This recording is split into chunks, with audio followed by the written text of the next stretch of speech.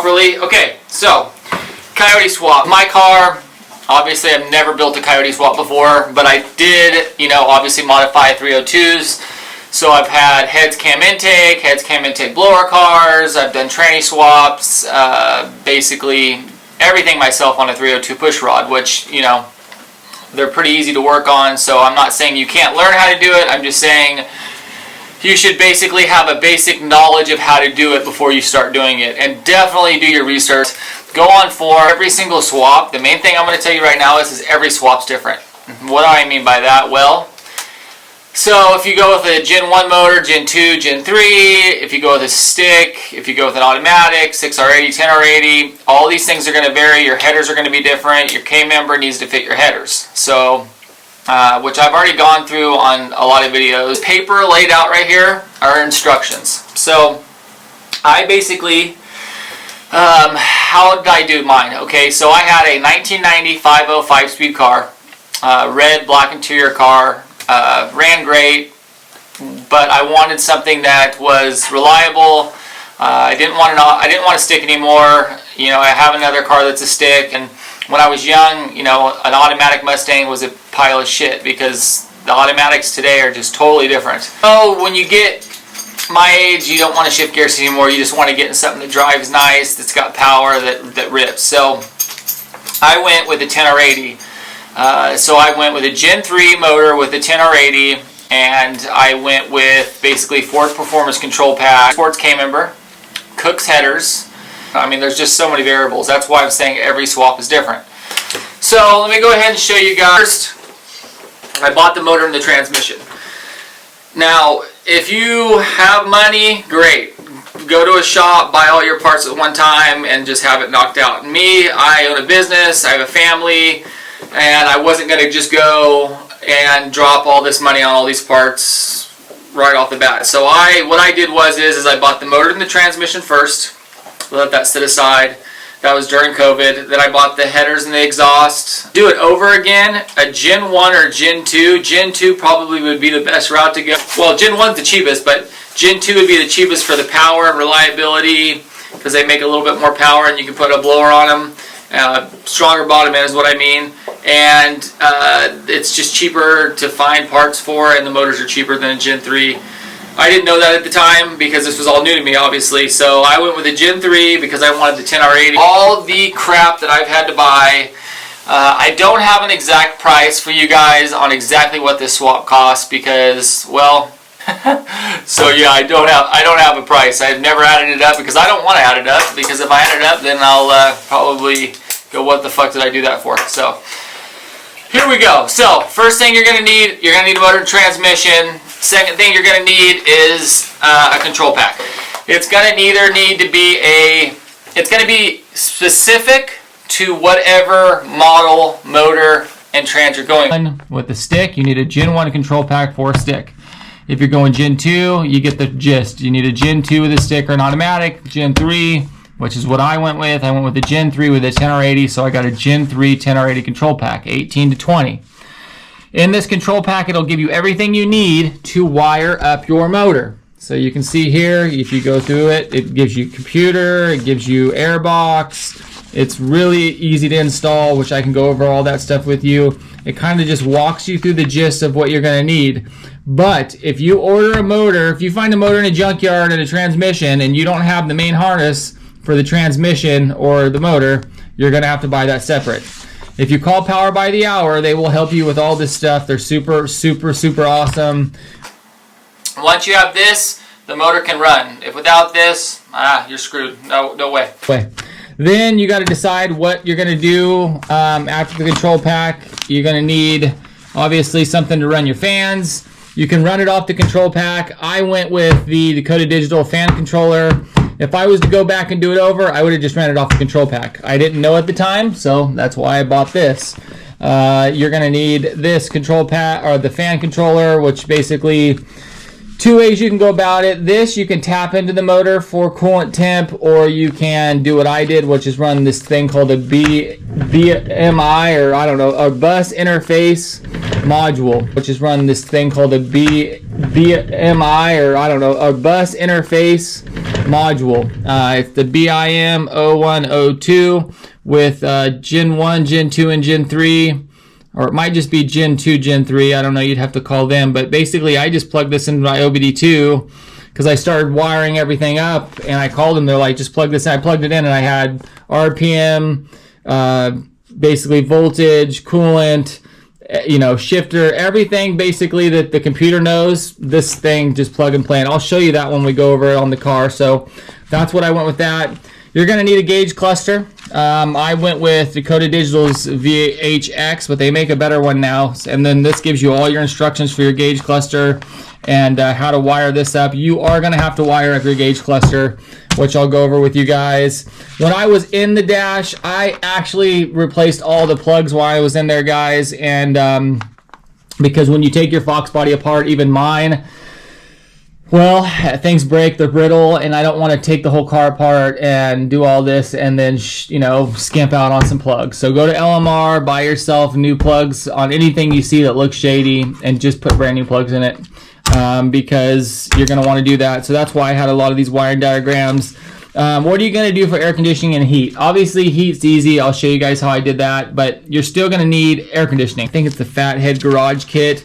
Would I've gone this way again? It looks clean, I'm not going to lie, but technically probably not, just because you can't run a sway bar.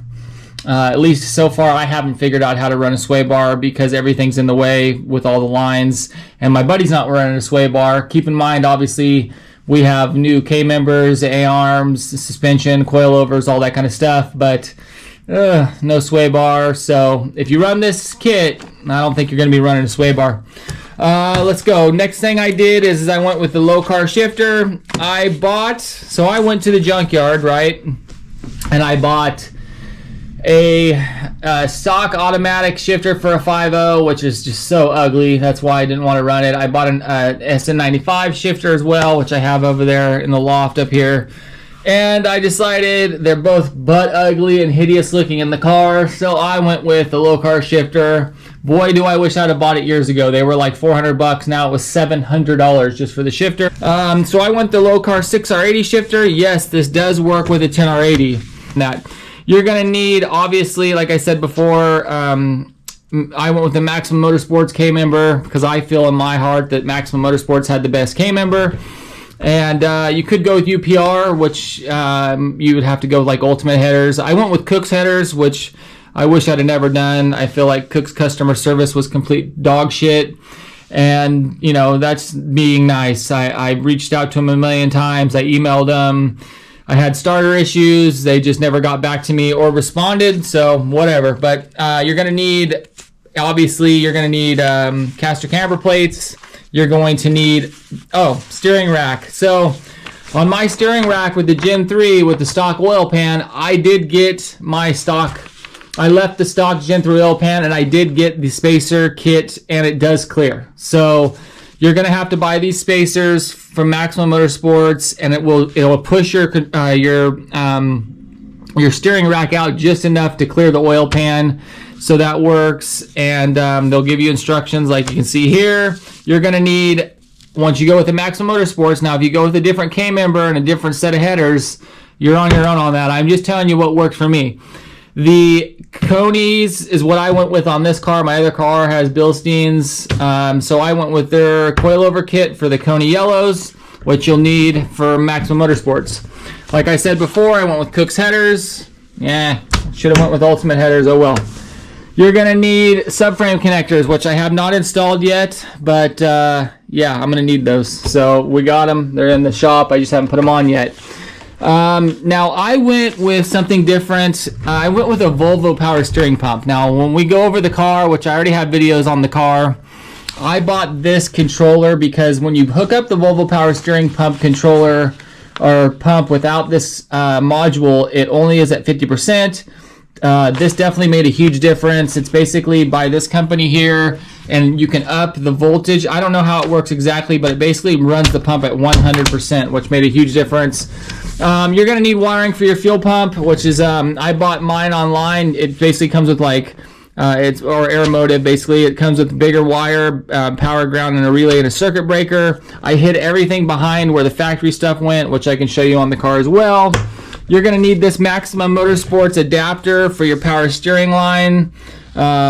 Basically, this is going to allow you to run LMR's power steering line kit is what I went with, and it still fit the Volvo power steering pump, and the power steering pump bracket that I got was off of a guy on Facebook. I'll see if I can find the link for you guys, but it basically mounts inside the fender there, and there's plenty of room. I put the fender on with the liner, and there is plenty of room. So this is what I had to go with for the AN fitting adapter for the power steering rack. You are going to need basically a steering shaft assembly. So that's another thing you can add to the list. I bought Maximum Motorsports, Bink, and you can see it on the GoPro here. This is what you're going to need. You are going to need a Hydro Boost line adapter. You're going to need a Hydro Boost. You can't fit a Coyote in there without a Hydro Boost, so you have to buy these adapters.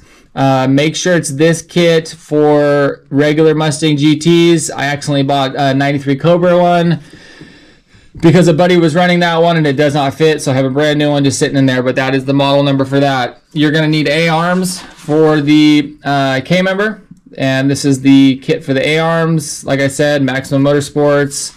This is the basically Maximum Motorsports bushings for the rack. It basically offsets the rack so it lowers it down. So I had to run these plus the spacers to get the rack to fit, which I can show you at a different time. You're going to need the Hydro Boost conversion kit. Basically, this is going to get your Hydro Boost in there, so you're going to need that as well. I went with the 10R80, so you better load up on fluid. This thing took a shit ton of fluid. So did the motor. So the motor and the 10R80, but this is basically a manual on the procedures on how to filter the 10R80. You're going to have to heat it up, and then I did a filter change as well. So you're going to need that. Obviously, you need your Maximum Motorsports K-member, which you have to square. This is my shop. I do basically PPF, tint, and detailing and coating. So my lift was designed for working on cars for that reason. It was never designed to do a Coyote swap. But did it work? Yeah, I literally pushed the motor right into here. Oh, by the way, these are how you get the motor in. If you're worried about, you get 2 of these or 3 of these. You're gonna set your motor on there, all 3 of them, and then literally I just pushed my motor right back in there, in that little slot right there, and I lowered my lift and bolted my K-member in. There's the car. What I mean by, I still have my pan hard bar I haven't put in yet either, and these are the leftover parts I have. I have a spare computer. The other computer's back to Power by the Hour. These are my spare part, or my interior parts. As you can see, I bagged and tagged everything, but you're still going to need to make sure you do a really good job at that. You need to know. Tools. You're going to need tools, guys. I mean, I don't work on cars for a living, but I got tools. I've got all kinds of tools just because I've been working on cars as an enthusiast, not for a living, because I'm not a mechanic, but yes, I do. You're going to need tools. You're going to need wrenches, sockets, impact. Like basically, I carry, my tools with me everywhere I go. This hole right there, that hole, that basically is where your fender liner, apron, or whatever needs to line up. So see, mine needs to come over more. So I'm going to move my computer over. As you can see, the computer's out. Guys ask me, does the Gen 3 wiring harness fit with your computer there? Yes. These little tabs on your motor, let's go ahead and set this somewhere here. Actually, let me just get a headlamp. All right, here we go. So yes, they do. These little clips that are on your motor right here, see these things? As long as you pull those out, you can extend the harness. It's plenty long enough. You can get it to fit under there, no problem. As you can see with my engine bay, yes, I shaved my bay. If I didn't shave the bay, I'd have had this car done way faster. Technically, getting the motor in and doing a lot of this didn't take that long. I mean, if you literally had everything you needed, which I'm talking like these little fittings, for vacuums and just every single thing you needed, you could get this thing done pretty quick. I don't see why you couldn't have a Coyote swap done in a couple weeks if you had everything you needed and you were a professional shop. Maybe 3 weeks max. It's just, it's not that hard to install it all. The problem where it comes in is ordering things, waiting for, and then for me it was shaving the engine bay. Shaving this bay, I had never done that before. I relied on somebody else to weld the Scott Rod panels in, and he did a horrible job.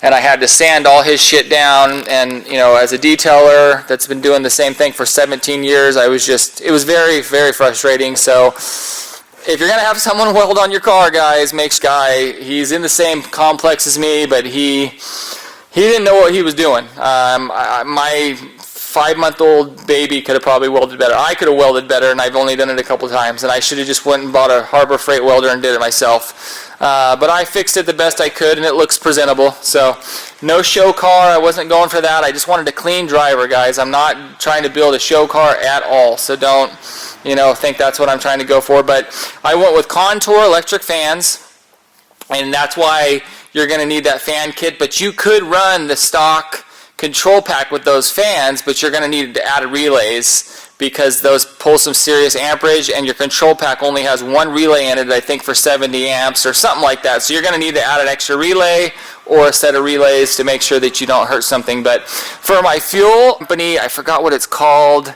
Quantum, and their kit worked great. I mean, I ran it through. You can see where I mounted mine. Some guys mount them in the cowls, or a buddy of mine did his. Everybody mounts them a little bit differently. I just did it simple so I could see it, adjust it. Like I said, if I was going for a show car, like a one-off badass build, and I wanted this thing to be the baddest thing on the planet, I would have disassembled the whole car and gone from scratch. But I'm not going for that. I just wanted to keep it a fun car that looked presentable to me. That's it. I wasn't going for anything crazy. I did tech flex everything, and we'll get into the wiring. This is going to kind of be a long video that I'm going to have to shorten. So hydro boost, fuel system, obviously Maximum Motorsports K member. The reason why I say the fathead air conditioning system, see how it comes across there? The lines go down. Well, now you're stuck because that's where see where that line's at there? Basically a sway bar on there. You're not going to. So I'm going to have to figure something out on that end. Let's go on to the inside of the car, and I'll show you the low car shifter, which I really do like the shifter. It's pretty cool. And I'll show you why I mounted my boxes here and not inside the dash. Like I said, I still got to hide some stuff. Getting that Kenwood deck in was a shit show. So I was going to do this kit that I believe it's 417 Fox cells, but I didn't want to cut up anything on my car, so I just decided to install it like that, which like I said, was a shit show because the deck is so big and there's so much going on with the outputs. I mean, this thing does everything. It's got Wi-Fi built in. It's basically Kenwood's best doubled in DVD, CD, nav, the whole nine. And so getting it to fit was kind of a pain in the ass. I had to pull out the metal adapter that these side pieces screw to get it to fit, and then I got it in there finally, and yeah, that was fun. But low car shifter made for 6R80. Gentleman online, which I will put his YouTube in there. He had a video that was pretty straightforward on how to do it and what you had to do to modify it. I just kind of copied and messaged him on Instagram, and he was super helpful to help me. That's one thing about these Coyote swaps. If you find good guys out there that have done these swaps, they're generally, if you take the time, to try to introduce yourself, they will help you. Obviously they have families and lives and stuff going on, but I met some pretty cool guys that have walked me through this stuff, and because even though I know how to build 302s, doesn't know I know how to build a Coyote, and so you're going to run into things, and don't be afraid to ask people. That's why I'm making this video, is because you do have to modify this bracket so your trim piece will sit on there, and I did have to cut this. Now, I just took a trim, I just basically took my factory metal piece that this boot goes to, right here, and I trimmed it out with a piece of I don't know, what was it, like 16 gauge, cut it so it's perfect. I took some Gorilla Snot, I went around it, and then I bolted it to the car. And then I drilled 4 holes so I can move the shifter back far enough so it's not interfering anything up here. And now you can see, you know, it works. So you got all the way to drive, you got select shift, up, down. So you got 10 gears, 1, 2, 3, 4, 5, 6, 7, 8, 9, 10. And then you put it back into drive, which is regular mode. This would be sports mode, regular, and then you go back up to park, and you're done. So that's what I'm going to wire these up for. One of these is for neutral safety, the other 2 are for up and down. The line comes from here, and I basically took a Ford OEM grommet, which I bought a bunch of grommets, and I drilled a hole, and then I'll post pictures on how I mounted it to the transmission. It is super simple. I don't know why they say this is only for a 6R80, because it does work for the 10R80 as well as the 6R80. For my boxes here, for my Dakota Digital Dash, which is sitting right there, I wanted to put these boxes here. I really did, guys, but there was just no way I could get them to work. There's just this is the BIM box that I bought that they told me to run, that I plugged into the OBD2 port here, and when I started the car I had all my gauges working. Unfortunately, you can buy a Y adapter online, but if you're trying to run a tuner and that at the same time, you would have to unplug that. So a lot of guys want to run hard sensors, which I did tap for oil and coolant, so I could just run it hardwired, but it was easier for like $100. I bought that. It plugs in, and I get all my gears, everything, which was cool. So, and then this is your main box. I had to take every one of these wires, and basically I'll show you guys over there how I did it. They do make a kit that that guy sells online that you can just plug directly into your factory gauge cluster wiring, and then he does it all for you. I basically T-tapped into everything and then made sure that I knew what wires were which, and then ran individual wiring, which you can do also, and it worked fine that way too. It would be easier to buy his kit, but at the time I just didn't even know he had it, so I just did it this way. I did basically liquid electric tape on all this stuff so it couldn't touch each other. And then this is for my electric fans, like I explained before. You definitely don't have to go this route. You could just use the stock computer if you want to go that route. My factory computer wire or fuse panel is right there where the factory computer would go. If you can see there, it goes right through there. I cut a 3-inch hole with the skull saw, and basically it's just enough to get the adapter through, and then I mounted it there so that way if something ever happens I can access it super easy. And I pulled all that out for you guys so you can see. So it's basically just right there, boom boom. And then you got your air conditioning stuff, which is right here, and then you're going to have your ground that goes back, and your power. This is your power, and then this is your ground for, I believe, the computer, which it needs to see its own ground. The other thing that I learned a lot, this is obviously for the Dakota Digital Gauge Cluster, and this is your OBD2 for the control pack, and then this is all stuff for the stereo. One thing I learned a lot about was power and grounds. Man, you know, when you run grounds in a car, you would think that, you know, the more grounds the merrier, and it's just not the case. You want to have the computer on its separate ground than you do everything else. The computer needs to see its own ground, so all the sensors can get their own ground.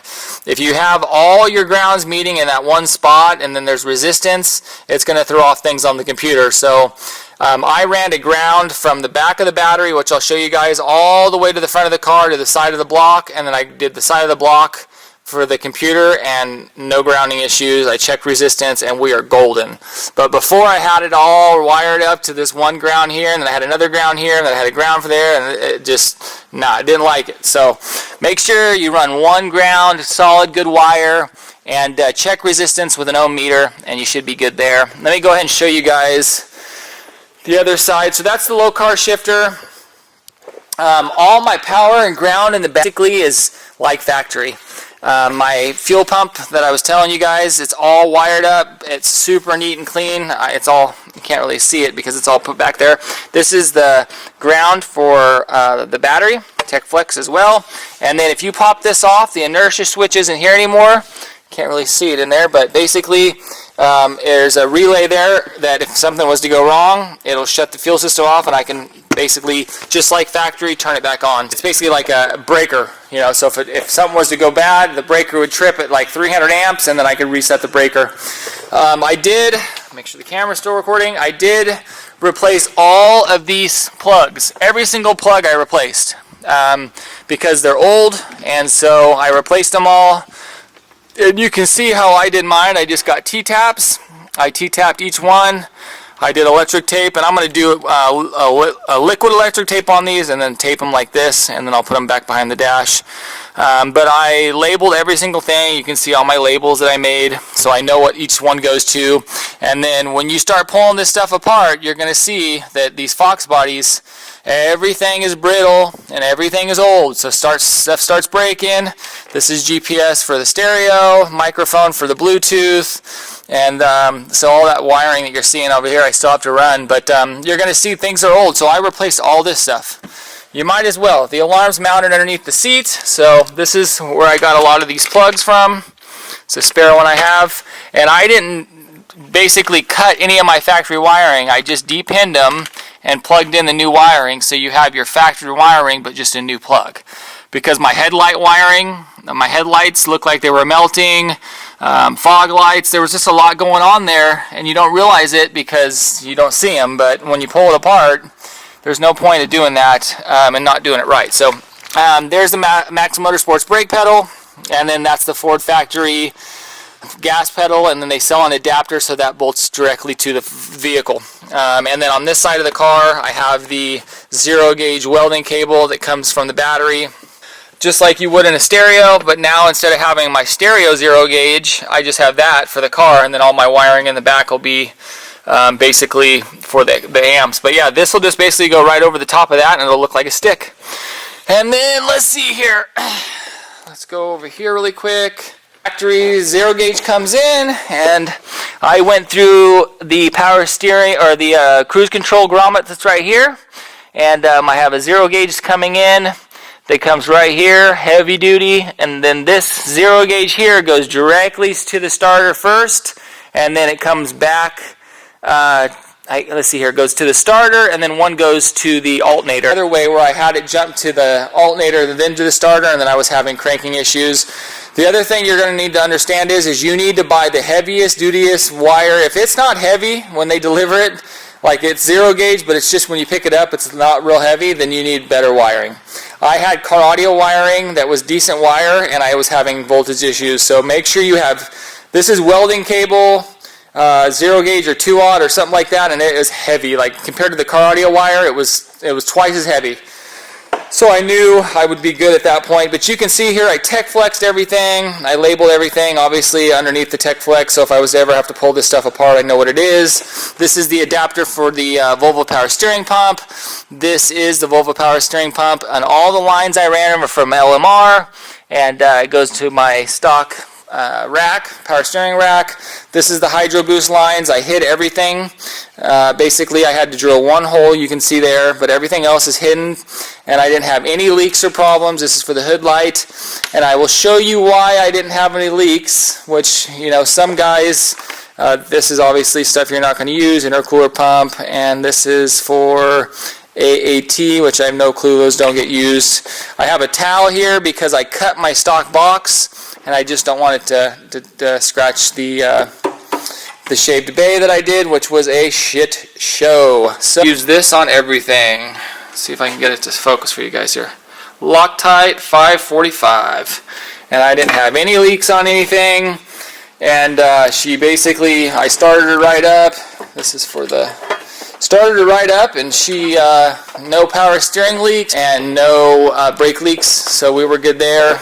There's the Koni Yellows Motorsports coilover kit. My fuel line comes down this side here, and for fuel line it goes all the way underneath the car to the back. And what I used for fuel line is I just took these. You're going to need 1 inch in these clamps, and then I just took some self-tappers, something similar to like this, and you want 1 inch. I ended up buying multiple packs, and I'm bad at returning things because I couldn't find the right size. So 1 inch is what you want.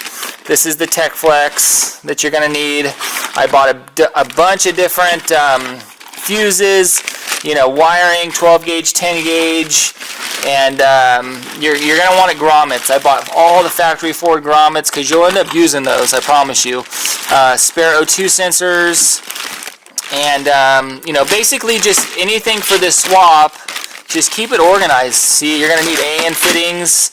You're going to need to make AN lines. So, you know, that's why you're going to want to buy a lot of this stuff, and that's why it takes time, is figuring out what you need and what you don't need. You're going to need good drill bits, and it runs into just running into all these things that you're going to need. You're going to need to bleed the brakes, so you're going to need help with that.